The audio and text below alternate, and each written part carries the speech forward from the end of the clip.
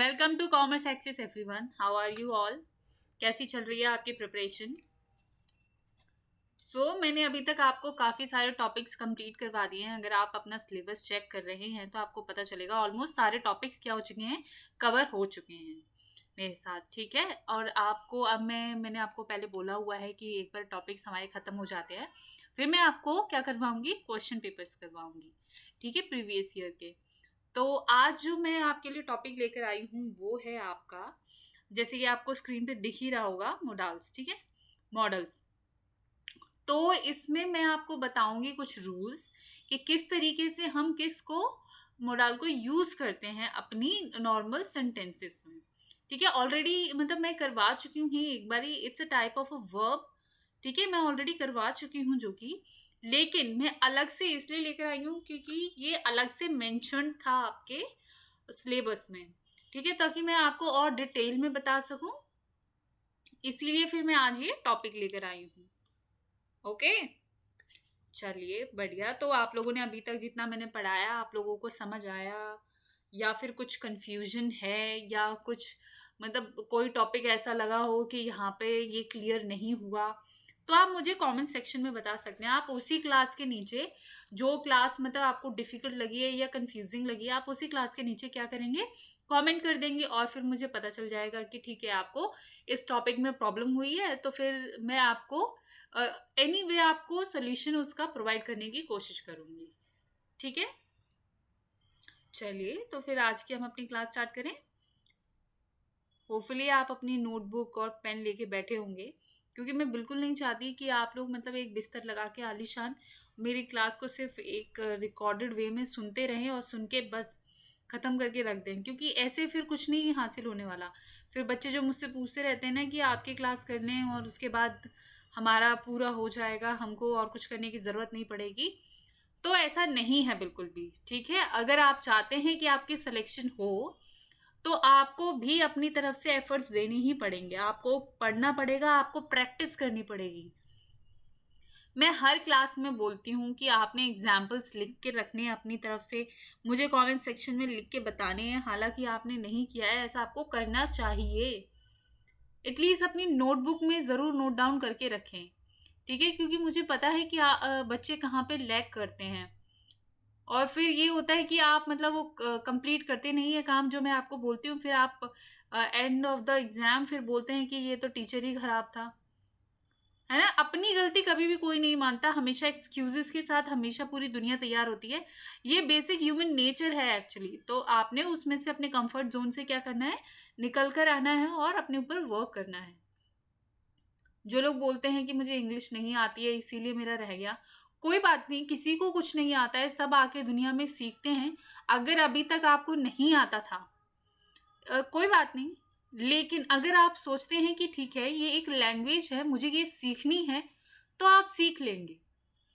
और अगर आप यही सोचते रहेंगे यार मुझे तो नहीं आती है, ये डिफ़िकल्ट है, ये है, वो है, फिर तो एक्सक्यूज़ेस का तो कोई एंड है ही नहीं। और उस जब आप एक्सक्यूज़ेस बनाने लग जाते हैं किसी चीज़ के लिए, फिर आप उस चीज़ में सक्सेसफुल भी नहीं होते हैं। ठीक है, होपफुली आज आप अच्छे से पढ़ाई करेंगे। चलिए, so let's start our class. तो ये स्क्रीन पे आपको क्लियरली दिख रहा है? Is it visible to you all? Clear? चलिए बढ़िया। यहाँ पे डेफिनेशन है पहले। Modals are special verbs that are different from normal verbs. They are never used alone and are always followed by a principal verb. ठीक है, models जो होते हैं आपके, ये क्या होते हैं, एक तरीके के आपके वर्ब होते हैं, लेकिन ये नॉर्मल वर्ब नहीं होंगे। मैंने आपको वर्ब्स करवाए हैं ना, याद है आप लोगों को सारे वर्ब्स, उनकी जितनी क्लासिफिकेशंस मैंने बताई थी? हाँ, तो ये भी एक तरीके के वर्ब होते हैं, लेकिन ये जो वर्ब हैं ये थोड़े अलग हैं, क्योंकि इन वर्ब्स को हम कभी भी अकेले एक सेंटेंस में यूज नहीं कर देंगे। इस जो अगर हमने जैसे कि मॉडल यूज किया है कोई भी, तो उसके बाद एक मेन प्रिंसिपल वर्ब जो होता है वो यूज जरूर होगा।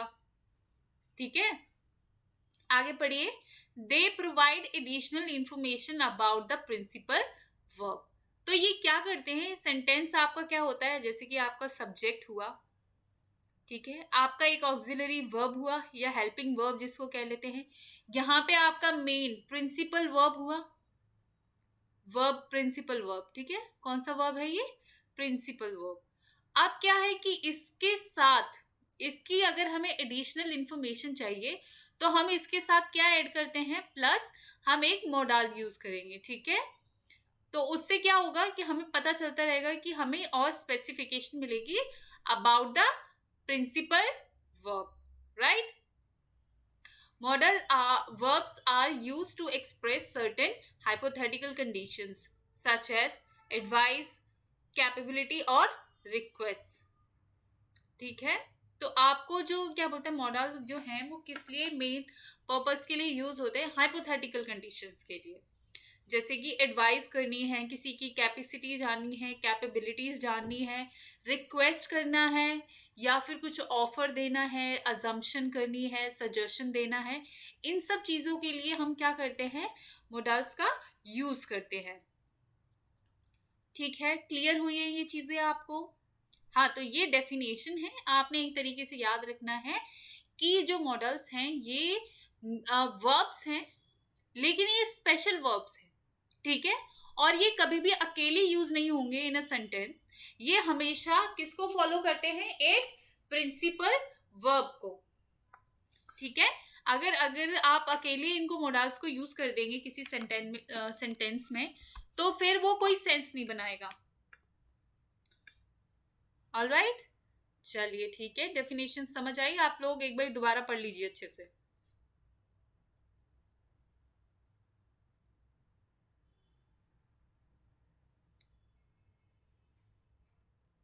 पढ़ लिया, चलिए नेक्स्ट। अब ये देखिए स्क्रीन पे जो आपको दिख रहे हैं ये हैं मॉडल्स, ठीक है, will, shall, would, can, could, should, may, might, must, have, need, ought, used to, ये जो हैं आपके मॉडल्स हैं, ठीक है।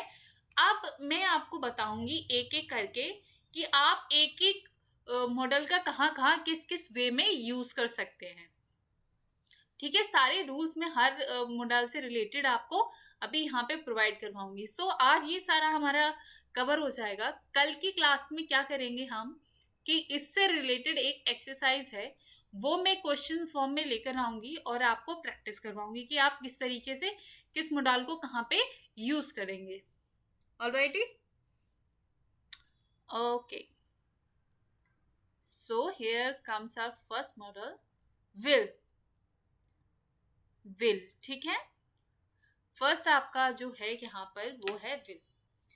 It expresses pure future with second and third person as subject, ठीक है।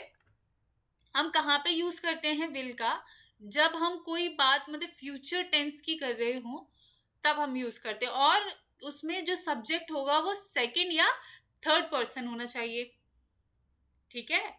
Next, it shows willingness, intention, promise, determination with the first person as a subject। अगर आप first person as a subject ला रहे हैं इन अ सेंटेंस तो उसमें क्या होगा, वो सेंटेंस सब्जेक्ट का विलिंगनेस बताएगा, उसकी इंटेंशन बताएगा, या उसकी प्रॉमिस या डिटर्मिनेशन टुवर्ड्स सम एक्ट। समझ रहे हैं आप लोग। तो आपने ये दो जो अभी मैंने आपको बताए हैं सेंटेंसेस, इसमें मैंने आपको बताया है कि एक सेंटेंस ऐसा जिसमें विल यूज हो रहा है वो मतलब प्योरली फ्यूचर टेंस, कि आप भविष्य में क्या करने वाले हैं उस बारे में जब भी बात होगी हम तब विल यूज करेंगे, लेकिन उस सेंटेंस में सब्जेक्ट जो है वो सेकंड या थर्ड पर्सन होना चाहिए, ठीक है। नेक्स्ट बात मैंने क्या बोली, एक सेंटेंस है जिसमें हमने first person as a subject use किया है तो उसमें विल जो है वो क्या डिनोट करेगी, willingness, intention, promise and determination of that person, ठीक है, चलिए next, it tells about the characteristic, habit, assumption, invitation और रिक्वेस्ट एंड इंसिस्टेंस। ठीक है, तो ये सब जब चीजें होंगी वो तब हम क्या बताएंगे, विल को यूज करेंगे हम। आज देखिए मैंने यहाँ पे एग्जाम्पल नहीं लिखे हुए हैं, मैं चाहती हूँ कि आप अपनी तरफ से एग्जाम्पल लिखें और देखें वो किस कैटेगरी में फॉल करता है, इनविटेशन में, रिक्वेस्ट में, आपकी अजम्पशन में। ठीक है, ये सारे एग्जाम्पल आप अपनी तरफ से लिख कर रखेंगे और जब मैं कल एक्सरसाइज लेकर आऊंगी तब आपको पता चलेगा कि आपने जो एग्जाम्पल लिख कर रखे हैं वो कितने क्लियर होते हैं आपको। So next one is your would. It expresses past habits, past में यूज करते हैं, जैसे कि हमने अभी बताया विल जो है प्योर फ्यूचर में यूज हो रहा था, वैसे ही वुड जो है प्योर पास्ट में, मतलब अब जब आप पास्ट टेंस में बात करते हैं तब वुड का यूज करेंगे। और किस चीज के लिए, हैबिट्स के लिए, पोलाइट रिक्वेस्ट के लिए, विश के लिए, प्रेफरेंस के लिए, या फिर किसी इमेजिनरी कंडीशन के लिए। ठीक है, कोई भी इमेजिनरी कंडीशन होगी तो आप वुड यूज करेंगे। और एक क्या बताता है, it tells wish, request more polite than will. देखिए मैंने अभी आपको बताया कि आप रिक्वेस्ट और विश जो है विल में भी यूज कर सकते हैं, लेकिन जब आप वुड का यूज करते हैं तो वो क्या होता है, वो ज्यादा पोलाइट होता है। क्लियर हुआ ये? हाँ, तो नेक्स्ट टाइम पे अगर आपको लगता है कि आपने और ज्यादा पोलाइट वे में बात करनी है तो आप विल की जगह क्या यूज कर देंगे, वुड यूज करेंगे। Next one is your shall. It expresses pure future with the first person as the subject. देखिए जैसे कि अभी विल बताया था मैंने, विल को क्या था कि वो भी हम फ्यूचर टेंस के लिए यूज करते हैं, शैल को भी, लेकिन जो शैल है ये जो है हमेशा फर्स्ट पर्सन के साथ ही यूज होगा। ठीक है, first person as a subject होना चाहिए। It is use to ask for advice, suggestion, request etcetera with the first person in the interrogative. ठीक है, अगर आप शैल का यूज कर रहे हैं फॉर एडवाइस, सजेशन, रिक्वेस्ट, तो सेंटेंस में जो सब्जेक्ट है वो क्या होना चाहिए, first person. It is use to express command, threat, warning, promise, assurance, determination, etc. with the second and third person as the subject. ठीक है, जब आप कमांड देते हैं, थ्रेट देते हैं, वार्न करते हैं, प्रॉमिस करते हैं, अश्योरेंस, डिटर्मिनेशन होती है, तब आप सेकंड या थर्ड पर्सन को यूज करेंगे as the subject in any sentence. समझ रहे हैं आप लोग? फर्स्ट पर्सन का जब आप फ्यूचर टेंस लेंगे तो आप क्या यूज करेंगे, शैल का। Is it clear? तो मैं एक एक करके आपको सारे रूल्स बताती जा रही हूँ, आपने अपनी नोटबुक में नोट डाउन करके रखना है और इनके साथ आपने कुछ भी एग्जाम्पल लिख के रखनी है। आप कुछ भी सोचिए, अपने दिमाग पे थोड़ा जोर लगाइए कि आप क्या सोच सकते हैं। ठीक है,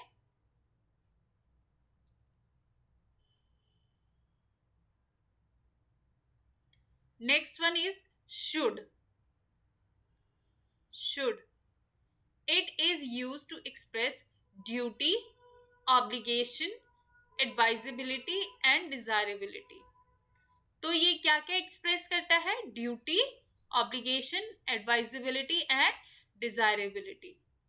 आपको कहीं डिजायर करना है, एडवाइस देनी है, ड्यूटी की बात करनी है या किसी ऑब्लिगेशन से रिलेटेड बात करनी है तो हम क्या यूज करेंगे, should. It is used to express logical inference, supposition, assumption, possibility और probability। ठीक है, शुड का कहाँ का यूज कर सकते हैं आप, लॉजिकल इंटरफ्रेंसेस में, सपोजिशन में, अजम्पशन में, पॉसिबिलिटी या प्रोबेबिलिटी में। समझ रहे हैं आप लोग? चलिए, it is use to express a purpose after list. Lest का मैंने आपको बताया हुआ है पहले ही, लेस्ट के बाद शुड यूज होता है। यस, आप देखिएगा, चेक कीजिएगा, प्रीवियस क्लासेस में मैंने ये ऑलरेडी करवा रखा है। It is use to express logical conclusion, तो ये लॉजिकल कंक्लूजन को एक्सप्रेस करने के लिए भी यूज होता है। Next one is your may. It is use to express possibility, probability, permission, wish, faith, hope और a purpose। ठीक है, क्या क्या चीज यूज हम एक्सप्रेस करने के लिए में यूज करते हैं? पॉसिबिलिटी के लिए, प्रोबेबिलिटी के लिए, परमिशन के लिए, विश के लिए, फेथ के लिए, होप के लिए and for a purpose. It is also use to express polite suggestion. अगर किसी को पोलाइट सजेशन देनी है तो हम मे का यूज करते हैं। ठीक है, next one is your might. तो जितने मैंने अभी तक आपको बताया उतना क्लियर हुआ है, समझ आया है रूल्स का? देखिए, मैंने आपको बताया है कि आज की क्लास में आपने सिर्फ रूल्स पढ़ने हैं और इनको याद करने हैं और अपनी तरफ से एग्जाम्पल लेके रखना है। कल मैं आपके लिए जब एक्सरसाइज लेकर आऊंगी तब आपने मेरे साथ प्रैक्टिस करनी है। ठीक है, it is use to express less possibility, permission और अ गेस। जब आपको लगे किसी काम में कि इसकी पॉसिबिलिटी होने की कम है, या फिर आप किसी से परमिशन मांग रहे हैं या किसी चीज को ऐसा वाइल्ड गैस कर रहे हैं, तो आप क्या यूज करेंगे? माइट। ठीक है, it is use to express hesitant offer. ये और किस चीज को एक्सप्रेस करने के लिए हम यूज करते हैं? हेजिटेंट ऑफर को।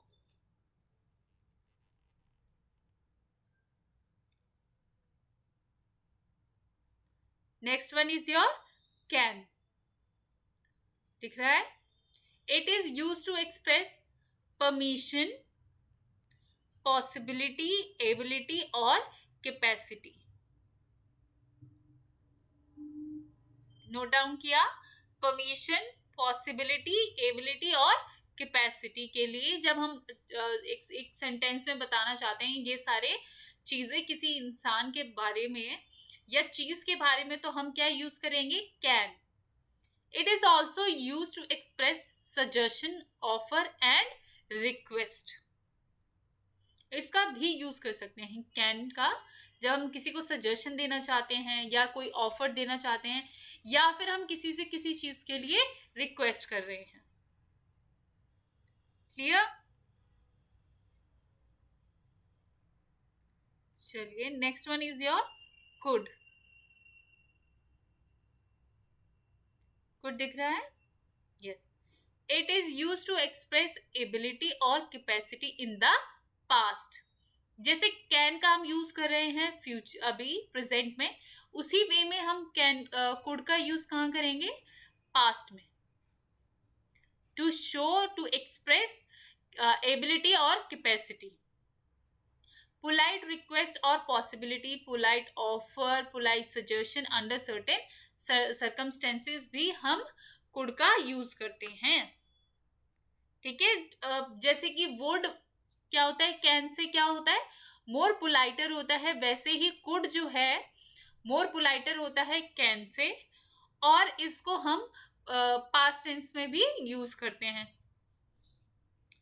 समझे लोग? आप लोग तो बहुत डिफिकल्ट नहीं है ये, बस यही है कि आपने यूज करना सीखना है। एक बार ही आ गया तो बस फिर खत्म बात। ठीक है, must. It is use to express obligation, duty, necessity, compulsion, prohibition, emphatic, advice, determination, assumption, conclusion, interference, certainty, strong probability। समझ रहे हैं आप लोग? कोई भी चीज का मतलब आपको जब हो कि पक्का है, ये श्योर है, बहुत जरूरी है, प्रोहिबिशन है, मतलब ये सारे जब भी आपको लगे कि आपको एम्फेसाइज करना है इन सारे वर्ड्स का, तब आप मस्ट का यूज करेंगे। जैसे कि आप जो है शुड का, कैन का, मे का प्रोबेबिलिटी में यूज करते हैं, लेकिन आपको लगे कि ऐसा होने की चांसेस बहुत ज्यादा है, 99% है, तब आप क्या करेंगे, मस्ट का यूज करेंगे। है ना, समझ रहे हैं आप लोग? जब आपकी बात पे बहुत ज्यादा दम हो, एम्फेसाइज करना चाहते हो, तभी हम मस्ट का यूज करेंगे। Next one is your have to. It is used in the sense of must to give advice or recommend something. देखिए, मस्ट का हमने कहाँ यूज किया है, जहां नेसेसिटी है, कंपल्शन है, उसी वे में हैव टू भी क्या होता है, उतना ही स्ट्रांगली हम यूज करते हैं, लेकिन ये यूज होता है किसी को एडवाइस करने में या किसी को कुछ चीज रिकमेंड करने में। है ना, समझ रहे हैं आप लोग? मस्ट का और हैव टू का डिफरेंस कहां पर है, कहां पे किस तरीके से आपको डिफरेंस करना है। देखिए, आप मस्ट का यूज करेंगे किसी भी सेंटेंस में जब आपकी कोई चीज है, आपको लगता है किसी होने की चांस, प्रोबेबिलिटी बहुत हाई है, या फिर कोई चीज आप बहुत ही कंपल्शन के साथ करना चाहते हैं, या वो नेसेसिटी है, समझ रहे हैं आप लोग, ऑब्लिगेशन है टू डू दैट, तब आप मस्ट का यूज करेंगे। लेकिन वहीं पर आप उतनी ही स्ट्रॉन्ग वे में किसी को कोई एडवाइस देना चाहते हैं, रिकमेंडेशन देना चाहते हैं, तो आप हैव टू का यूज करेंगे। Is it clear now? आपने नोट डाउन कर लिया जो मैंने अभी बताया?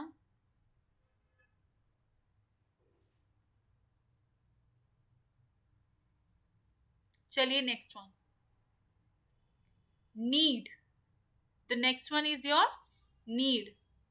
It chiefly shows the absence of necessity or compulsion in the negative and interrogative sentences.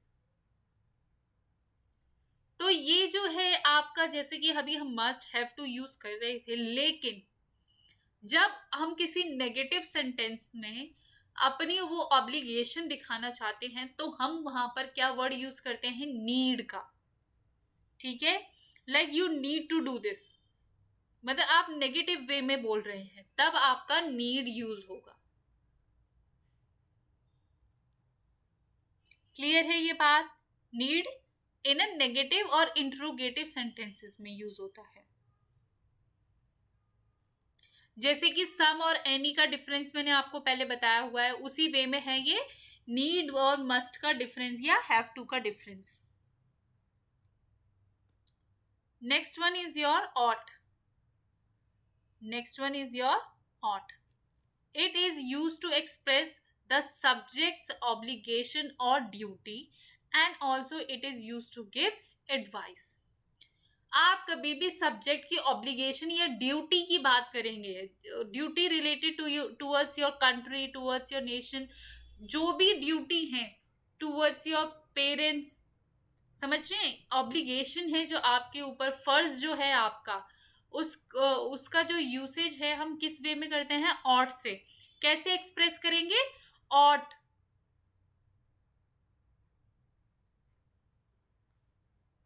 ठीक है, और ये इसको हम किसी को एडवाइस करने के लिए भी यूज कर सकते हैं, जैसे कि शुड का यूज करते हैं। आज का आपका लास्ट जो मोडाल है वो है यूज्ड टू। इसके बाद आपका ये टॉपिक खत्म होता है। इतने ही आज के आपके रूल्स हैं। कल मैं आपका प्रैक्टिस सेशन लूंगी, ठीक है? इसके बाद ये क्या हो जाता है, कंप्लीट हो जाएगा। Used to, it is used to express past habits and to express the existence of something in the past. एक वर्ड पे आपने ध्यान दिया यहाँ पर, पास्ट। कोई भी चीज, कोई भी आदत जो आपके पास्ट में रही हो, उसको हम किस मोडाल से यूज करेंगे, यूज टू से। Like I use to drink a lot of coffee, मैं बहुत चाय पिया करती थी। ठीक है, ये थी मतलब वो पास्ट में खत्म हो चुकी है आपकी हैबिट, लेकिन वो आपकी पास्ट में हैबिट थी। या फिर आपका express the existence of something in the past, या फिर कोई भी चीज़ आपकी लाइफ में थी किसी भी चीज़ से रिलेटेड, उसको एक्सप्रेस करने के लिए भी हम यूज टू का क्या करेंगे, यूज करेंगे अपने सेंटेंस में। Is it clear? तो आज आपके मॉडल्स भी कंप्लीट हो गए हैं। इसके बाद आपका ऑलमोस्ट सारा कोर्स हो ही गया। अगर कुछ रह गया होगा तो मैं वो भी करवा दूंगी, अदरवाइज मुझे लगता नहीं है अब कुछ रह गया है। सारे टॉपिक्स ऑलरेडी कंप्लीट हो चुके हैं। तो अब कल का तो अभी क्लियर है आप लोगों को कि कल क्या होगी, एक्सरसाइज होने वाली है ऑफ मॉडल्स। ठीक है, इसकी हम क्या करेंगे, प्रैक्टिस एक्सरसाइज करेंगे, और उसके बाद हम प्रीवियस ईयर के क्वेश्चंस भी करेंगे। ठीक है, या फिर मेरी प्रैक्टिस सेट जो मैंने है मेरे पास वो करेंगे हम लोग। और उसके बाद हम क्या करेंगे कि जितना भी टॉपिक मैंने आपको करवाया है उसकी क्या करते रहेंगे, रिवीजन करते रहेंगे। ठीक है, और दूसरा, आप वर्ड ऑफ द डे देखना बिल्कुल नहीं भूलेंगे। आप एक दिन भी स्किप नहीं करेंगे, हर दिन देखेंगे और हर दिन याद करेंगे। ठीक है, क्योंकि आप क्या होता है, किसी से एज लेनी है आपने एग्जाम में, तो आप वो चीज कीजिए जो बच्चे यूजुअली क्या करते हैं, स्किप कर जाते हैं। तो कई बच्चे ये सोचते हैं कि उनको लगता है कि यार ये वो कैब जो है इसको स्ट्रॉन्ग करने से बेटर है मैं क्या कर लूं, किसी और पे वर्क कर लूं। तो आपने उस जगह पे एज पानी है। तो आप एज कैसे पाएंगे, आप क्या करेंगे कि उसी ही जो टॉपिक बच्चे स्किप कर देते हैं, आपने उस चीज पे अपना धीरे धीरे क्या करते रहना है, वर्क करते रहना है। आपने अपने वो कैब पे धीरे धीरे वर्क करना है। अभी exam maybe first week of the December हो। ठीक है, उससे पहले यूपीएसआई के एग्जाम भी स्टार्ट हो गए हैं 12th से, आज से ही। तो आपने वो सब देखना है अपना, मतलब अभी एग्जाम का लेवल भी आपको पता चल जाएगा यूपीएसआई में किस तरीके के क्वेश्चंस आ रहे हैं, है ना। अभी उसमें तो इंग्लिश का सेक्शन नहीं है हालांकि, लेकिन आपको बेसिक आइडिया लग जाएगा कि आपके आगे वाले एग्जाम में किस वे में क्वेश्चंस आने वाले हैं। ठीक है, तो आपने अपनी प्रिपरेशन जो है हमेशा ही ऑन रखनी है और अच्छे से करनी है, ताकि आपको एग्जाम में क्या हो, एग्जाम के बाद एक्सक्यूजेस अपने आप से बनाने की जरूरत ना पड़े कि यार इसकी वजह से रह गया या उसकी वजह से रह गया। ठीक है, आप अपना 100% तैयारी रखें ताकि एग्जाम आए तो आप तो अच्छे से पेपर दे सकें। ठीक है, अगर आज आप फर्स्ट टाइम है इस चैनल पे, then please like share and subscribe this channel commerce access, जहां पर हम आपको यूपी पीसीएल का फ्री बैच प्रोवाइड करवा रहे हैं। ठीक है, उसका कॉमर्स रिलेटेड सब्जेक्ट और इंग्लिश का। So it's time to sign off now. Thank you so much for watching me here on Commerce Access. Thank you.